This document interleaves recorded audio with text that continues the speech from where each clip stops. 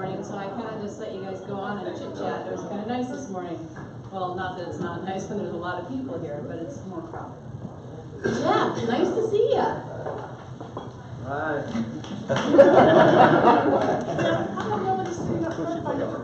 I guess I smell, I don't know. Oh, I don't think you smell beautiful. So this morning, please welcome Melanie Bacala to do the Pledge of Allegiance. Gateway Rotarians, please join me in the salute to our nation's flag. I pledge allegiance to the flag of the United States of America and to the republic for which it stands, one nation, under God, indivisible, with liberty and justice for all. And I think that's Bacala. There you go. Bingo. Just realized I said that wrong. I know how to say it. And then Chris Brown for the four-way test. Fellow Rotarians, will you please join me in the four-way test of the things we think, say, and do. First, Is it the truth? Second, Is it fair to all concerned? Third, Will it build goodwill and better friendships? Fourth, Will it be beneficial to all concerned? and the most important, fifth. Is it right?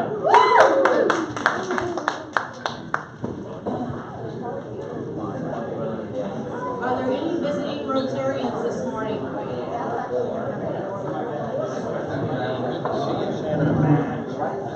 Alright, everybody get seated. It's not like we have a lot to do this morning.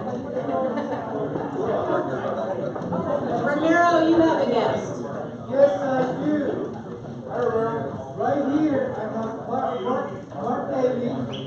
He is the Executive Director of the Person Planning, Regional Planning Council, and soon to be a Gateway Rotary member.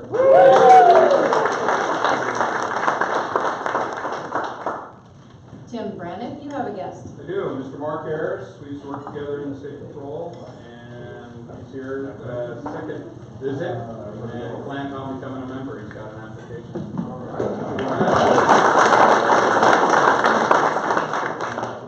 Nate Peters. Do you have a guest? Yes, oh, yes. Kelly Green, the Chief Communications and Legislative Affairs Officer of South Puget Sound Community College is here. She's also our speaker this morning. Ed, you have an announcement. All right, Ed. Oh, yeah. Come on up, Ed. Back row up, Ed. On behalf of Grace and the Vocational Committee, I have a schedule to sign up for classification talks for 2019. So I'm going to pass this around. So far, we have one person signed up for a classification talk. So Who is it? Mary Catherine Clear. All right. So if you would, sign up for a date and just get it back to me before you leave. Thank you.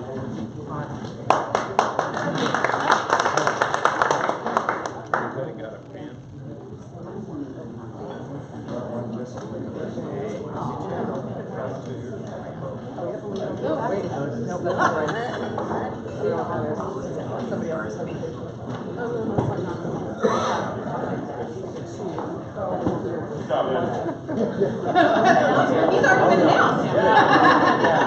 All right, so this morning, classification speaker is John Dehan.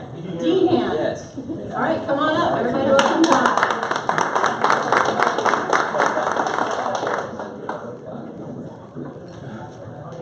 All right, good morning, everyone. Morning. I haven't had the chance to meet everyone, so I thought for my first classification talk, we can do just a little timeline through my life with pictures. So, I'm John Dehan, 24 years old. July 10th is my birthday. There's a very charming picture of my brother and I. Found some really neat pictures last night going through everything. So, where did it all start? I was born in a small town, St. Mary's, Idaho, northern Idaho. It's along the St. Joe River. Lived there for about 4 years. My parents owned a hunting and fishing lodge right along the river, and that's where my dad started his police career there as a deputy in Idaho. We were there for about 3 or 4 years, and then when more kids came along, we decided to pack up and move west. So I grew up at Kimball's Ranch. It's a small hay and cattle farm in Yelm that's run by my grandpa, about 100 acres or so. And we grew up making hay deliveries, making hay, driving tractors. Was involved in the FFA, so I raised cows, sheep, goats, rabbits. We had everything under the sun there. It was a great place to grow up. Got to work with my grandpa every day and a lot of my buddies from high school, so it's a lot of fun. Yelm High School graduate, go Tornadoes. I'm not sure if we have any other Yelm graduates here, but there's that.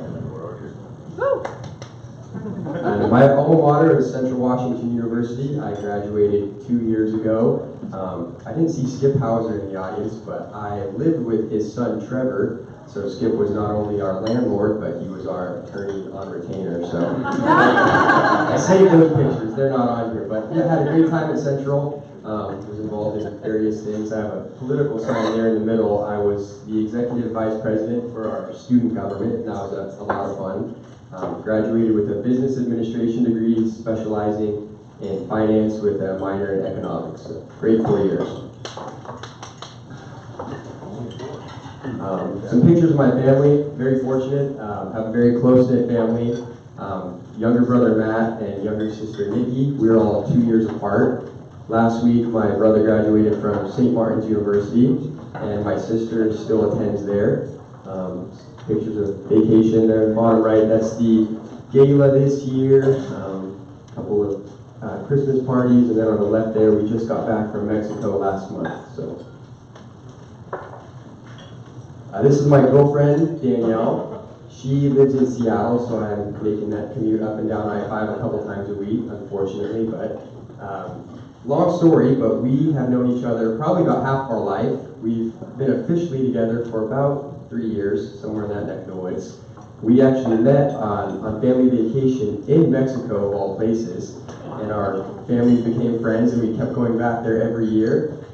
Long story short, she was able to get a job in Seattle after college graduation, and here we are.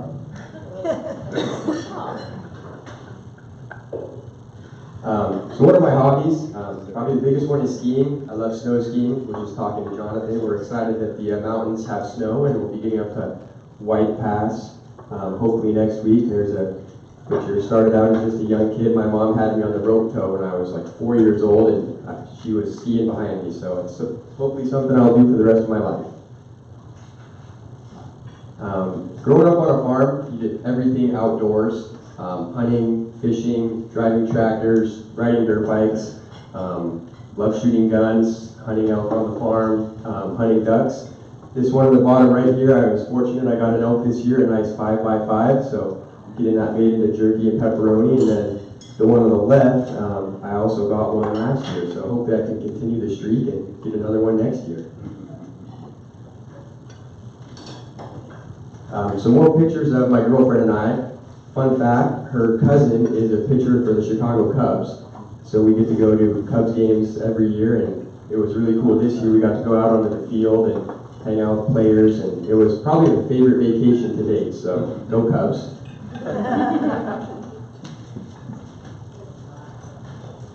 More pictures, some of my hobbies. Salmon fishing this year, growing up riding dirt bikes on the farm. Not a very good golfer, but I like to think I am. Probably double bogey, but it's improving. And this leads me to, what do I do for work? I work for the Neil Walter Company. We're a commercial brokerage firm out of Tacoma. We also do property management. And this will lead me into my next classification talk, where I will talk about work next time. So look forward to getting to meet more of you guys, and thank you.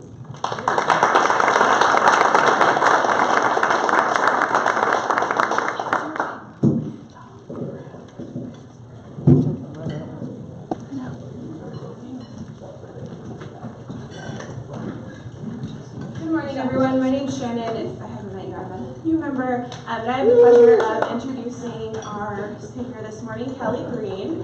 She is SPSCC's Chief Communication and Legislative Affairs Office and has worked at SPSCC since 2012 and lived in Thurston County for almost 15 years.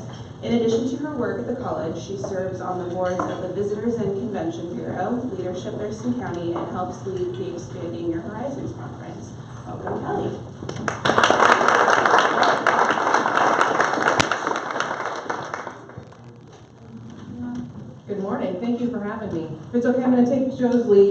kind of step to the side here because it's too early for me to have this memorized. But don't worry, it doesn't have a whole lot of words, so I won't bore you too much. But yeah, as Shannon said, I'm Kelly Green. I've been at South Puget Sound Community College since 2012. The last few of those years, I've had the pleasure of serving over the Public Relations Office, doing some legislative affairs, and basically just getting to work beside Tim and watch what happens. So I'm going to go through just a few things, some of which a lot of you will know, some of which maybe you won't, and I'm always happy to answer questions. So a quick just glance at who we are right now. So we have a little over 4,000 FTE, which in normal person language is a little over 6,000 students. So between 6,000 and 7,000 students every quarter. As most of you know, we're not residential, so those are all students living and working in the community and coming to the school. We're a little more heavily female than male, and our average age is actually 28. So a lot of people, when they think about college, they think about the traditional four-year university. You go straight from high school to college, and that's not entirely who we are. Most of our students are looking to transfer to a four-year university, but we still have a really large population that are looking for workforce degrees. And we're going to talk a little bit more about what we're doing with those students, but I just want to stress that because I think it gets forgotten a lot, that those vocational degrees are still such a great option for so many students. I just wanted to dig in on two little numbers. So buried up there was a number of our Running Start students, which are now about a third of our students.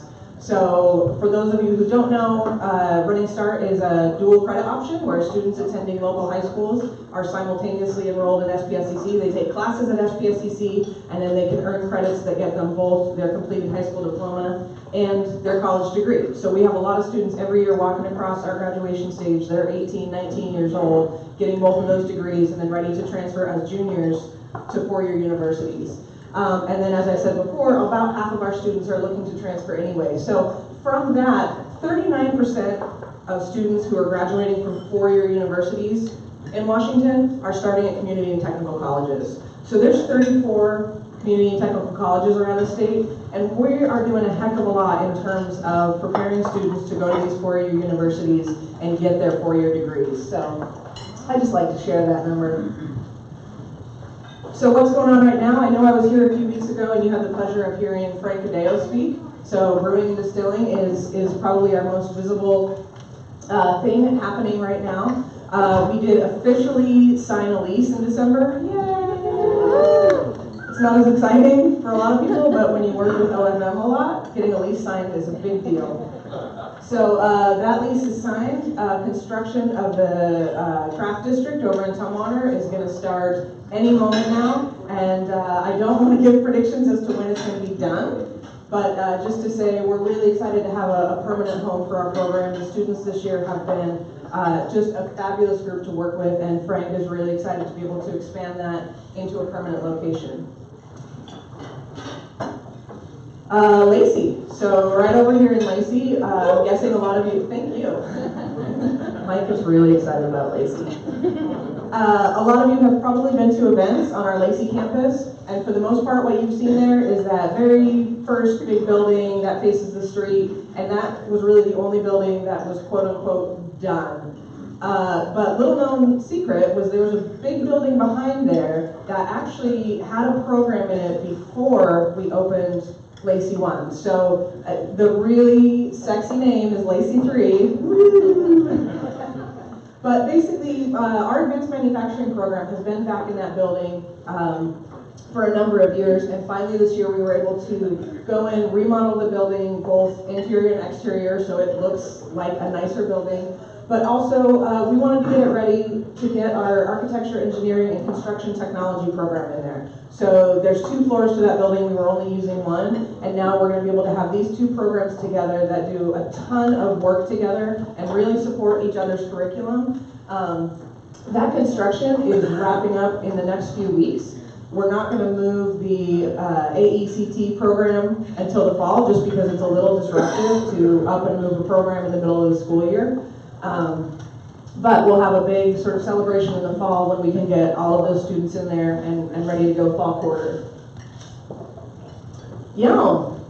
Where's our tornado? I like y'all. Yes.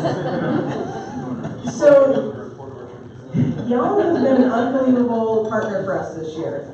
We worked with them, and starting last fall, we went into the young community in a number of ways. The most basic is that they allowed us to go in, use the high school classrooms to teach evening classes. So those are SPSCC students being taught by our instructors, and they've just given us the space to do that. Because young students haven't had a good access option unless they're able to drive into the Lacey campus. We have some classes that you can take online, but that's not always the best. So Young was very gracious and said, great, come on out, use our classrooms, we want SPSCC in our community. But the other thing, a couple of the other things they did are a number of their teachers at their high school wanted to jump on board with a program called College in the High School. And so some of you may be familiar with this, a number of colleges around the state do it, but basically this is where students take their regular high school class, so I'm taking my chemistry class, and it's all high school students, and it's taught by my high school teacher, but that high school teacher is working with college faculty to make sure that their curriculum and outcomes line up with what's happening in the college classroom. So they take the high school class for the full year, and then at the end of that high school class, if they pass with, I think it's, I'm going to say C or better, because no one in this room is going to correct me, then they get credit for that college class. So if it was a chemistry 125 class, then they come out with that transcripted credit. They've been in the high school with all their classmates, they've done the class they would have done anyway, and for about $90, they get college credits for that.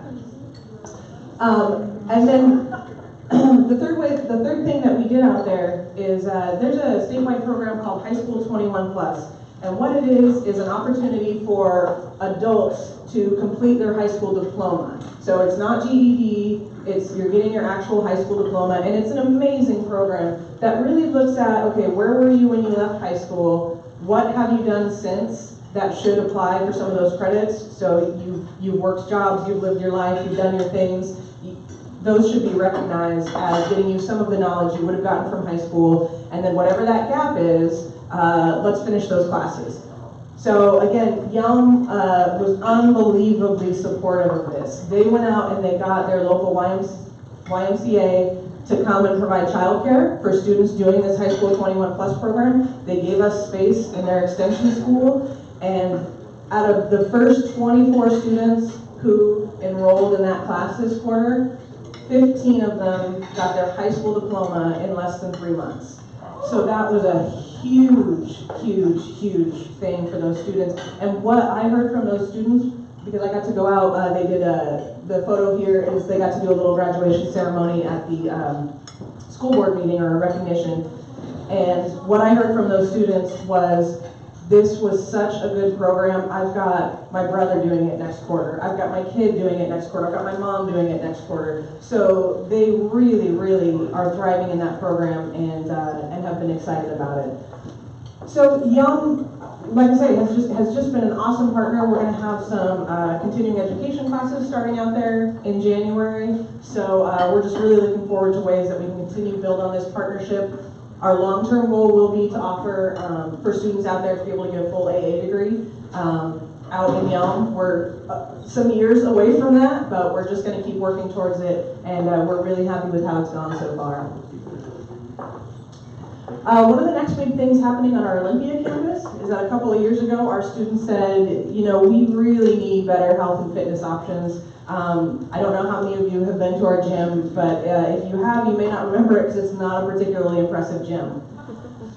So the students said, no, we want to do this. They put together a proposal, they took it to their fellow students, and the students approved a fee that students are going to pay for a really long time. And the most amazing thing about it is that the students who started paying this fee 2 years ago are not even still going to be students when this happens, but this was so important to them, they wanted to do it anyway. So they approved construction of a health and wellness center that's going to take our existing gym and a neighboring building that needed a little bit of help, do a whole lot of work to add, When it's done, the footprint of the building will go where 2 buildings currently are. It's gonna add an additional practice gym. It's gonna add a state-of-the-art fitness center, which the students don't have right now. It's gonna add some classrooms, and it's gonna add some just gathering space, which is a really big hole on that side of campus. So this is, I know some of you are far away, but so you can see up top is where our normal gym is right now, and then it adds this additional gym, and it adds just a whole heck of a lot of great space that's going to allow us to expand our health and fitness offerings, physical education, and it's just going to give students a place to maintain their own health while they're attending school. So we're very excited about that. We're going to break ground in March. And then our goal is to have that done by summer of 2020. So this is just going to get trucking along, and it's going to be a gorgeous new space. In the meantime, our athletes are going to have to bounce around just a little bit, but even they're pretty tolerant of that because of what this is going to look like when it's done. So this is probably the most recent thing that hopefully, probably some of you are not aware of. So if you're ever driving down Highway 101 because you're going to go to the beach, and before you get off at that Auto Mall exit, there's this noticeably tall building on the right-hand side of the road. This is the Lewis Walker Middleton building, and it was owned by Dr. Angela Ballin. Her estate has worked with the college so that we're going to acquire this building. We have acquired this building. We closed last week. And what they did is they gave us the largest gift in our school's history, an unbelievable gift to allow us to purchase this building at rates that we could never construct or build in Thurston County. So we now own this building. In a couple of years, we're going to start remodeling so that our nursing program can move over there and expand, because our nursing program is really tight, our medical assisting program is really tight, and by utilizing this building to expand our health education, we're going to be able to let both programs grow. Those are really high demand programs in Thurston County. They're high demand programs across the country. So we're very, very excited about this building. There's a tenant in it right now, so for a couple of years, we just get to say we have this really good looking building, but long term this is going to be hugely impactful for our healthcare students. And that is all I came prepared with. Does anyone have questions or accolades? Oh, there's one back there. Oh, thank you. What programs do you have with the military on building those McCarthy's that sort of contiguous with the church? Yeah, thank you for that question. So right now we don't have a presence on JVLM, but we would love to change that. So anyone who wants to talk about that, I would love to do that. We have a very good sized population of veterans currently serving, folks currently serving in the military and their families. And what we're really doing, because we know that what we hear from them is the biggest struggle they're facing is, I don't want to start any program that because in a year and a half I'm going to get deployed, my family's going to move, whatever's going to happen, and I'm not going to be able to finish. So what we're really looking at doing is making sure that we have our programs packaged in a way that they can start, they can do it as long as they're here, and they're able to finish it remotely. So right now we're not on the base, but that's really what we're looking at. It's also strategically why our advanced manufacturing program is out here, and why AECT is out here, is those are programs that have a lot of easy transfer of skills from certain jobs within the military. So as folks transition out, those are really good opportunities for them to put those skills to work in a pretty high-paying industry. So. Kelly, hi. Hi. What are your other partners on the craft district? You got some other folks going in there? There are a lot of folks going in there. So there is Craft District LLC is the developer. So they are working with a number of different partners in our building. So we've committed our lease. I don't know if it's final yet, but Heritage Distilling will be sharing that building with us. They are working on, I believe they have a commitment, but they haven't gone public with a brewer that will be in there. So have both a brewery and a tasting room. And then they're building a really fantastic, so part of phase 1 development is a great little market building. And so it's going to have 8 tenants in there. All of those tenants are already committed, so they have those, but again, they haven't released them. But it's going to be things like, a retail boutique, cheese and wine, ice cream, you know, a Little Bites type restaurant. So it's going to be a great, they really envision the craft district as a place where you're going to go, you're going to spend the afternoon, because you've got tasting rooms at all of the breweries and distilleries, and then you've got these nice little restaurants and shops that you can hang out. There's a salon that's going to be in there. So they have a number of different partners now that are committed to go into this space. I'll get you, somebody in the back was first. I don't have a question, I just want you to know that our family has greatly benefited from SPSCC. My first daughter did do her AA and high school diploma together, was able to go to UW and got her bachelor's by the time she was 19. Now she's 28, but she's back at SPSCC doing the medical assisting program. Very cool. On to her career.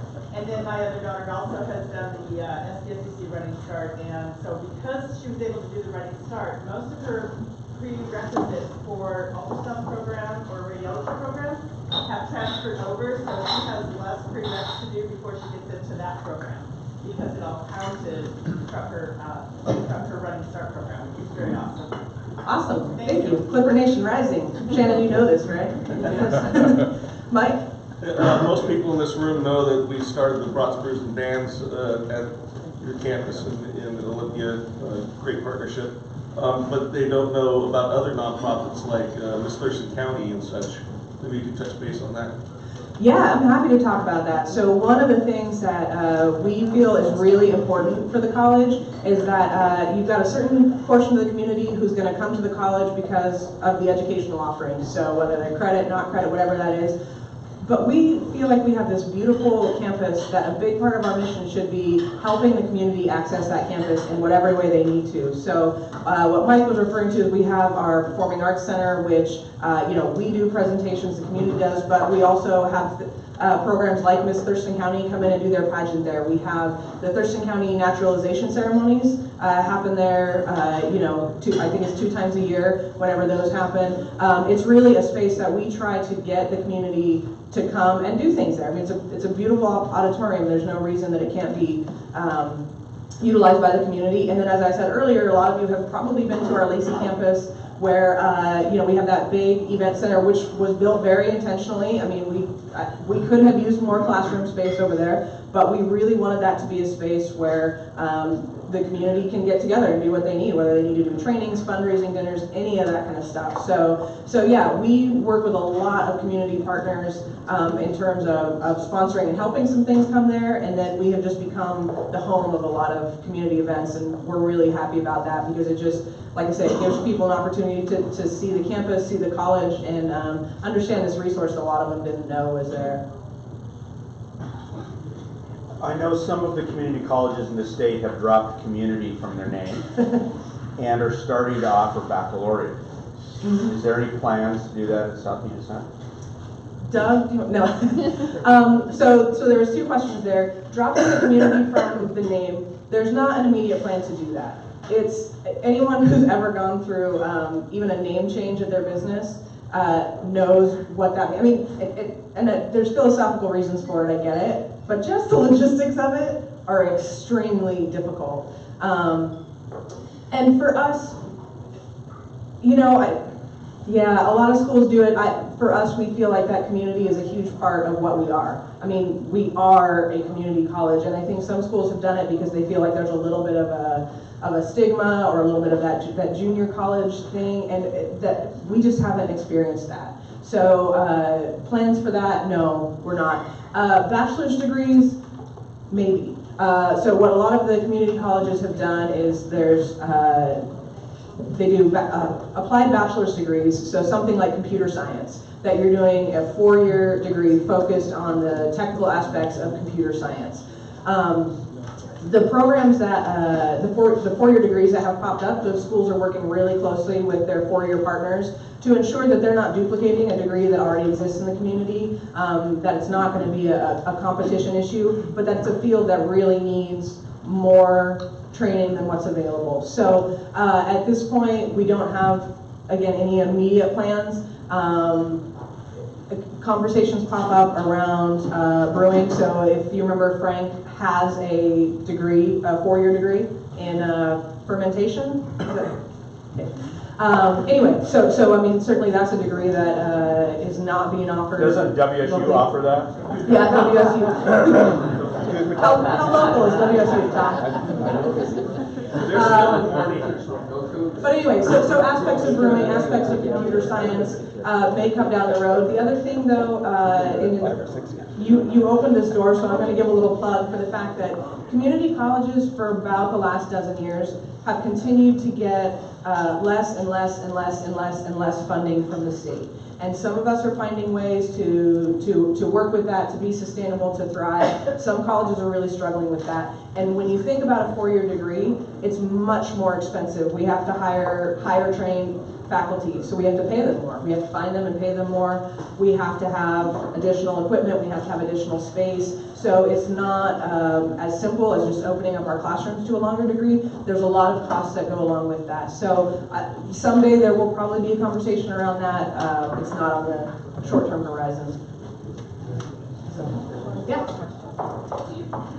Do you bring out artists or like big speakers and have events open to the public? Yeah, absolutely.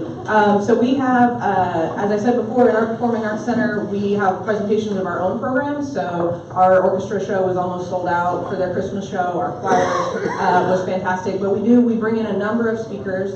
The most notable one is we have what's called our Artist and Lecture Series. So those are people like Sherman Alexie, Winona LaDuke is coming in the spring, Nikki Giovanni has come. There's a whole slew of them. So yeah, so those events we open to the public. We try to keep them really affordable. So it's like $10 to go see Winona LaDuke. So yeah, we bring in a number of people. We bring in dance groups. We're gonna have a dance group in the spring. We bring in jazz groups. So yeah, we really try to keep that space lively and again, another opportunity for the community to come out. So. I got the last question remark, so I just want to say thank you again for having me, and look forward to seeing you soon.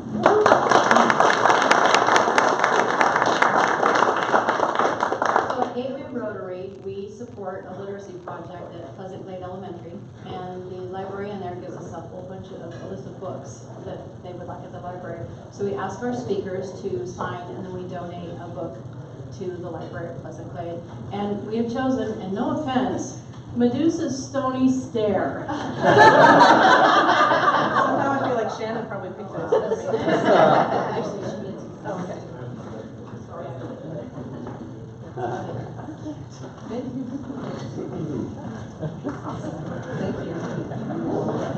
And put your hands together.